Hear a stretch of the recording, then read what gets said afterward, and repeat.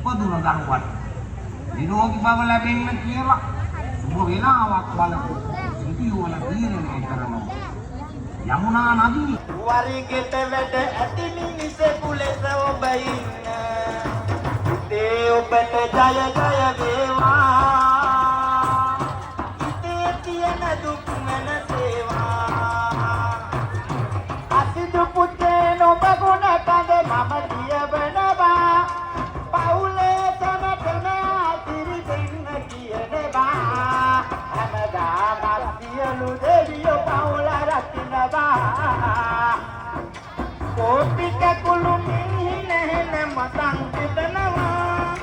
දැතට තව පුතුගේ ඔය ජග්දිය වෙනවා. නීල පීත ලෝහිත පුතුරස් නිදනවා. ඒ වායේ පළමයි මෙන් පුතු සුරකෙනවා.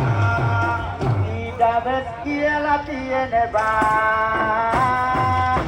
යාට පිටෙන්න ලියනවා.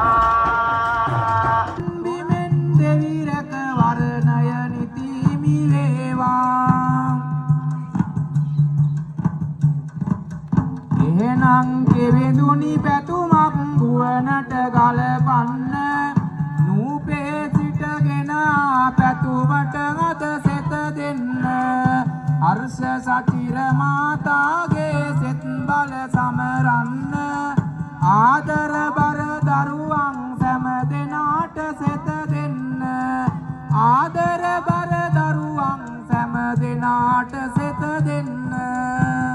ආදර බර දරෝ දෙදෙනාට දෙන්නට සිත මෙහි පතෝරාලා. නූපේ සිට පැමිණුණු ඒ මහතා ආදාරය පිදුවා.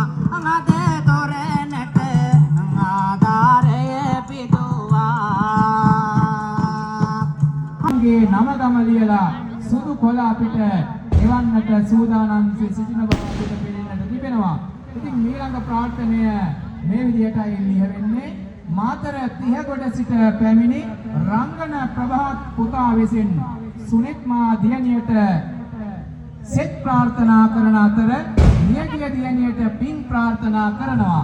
කිවිඳුනි සෙත් ප්‍රාර්ථනයක් සහ පින් ප්‍රාර්ථනයක් අපිට ගෙනල්ලා තිබෙන්නේ මාතර 30 කොට රංගන ප්‍රභාත් ආදරණීය පියතුමා.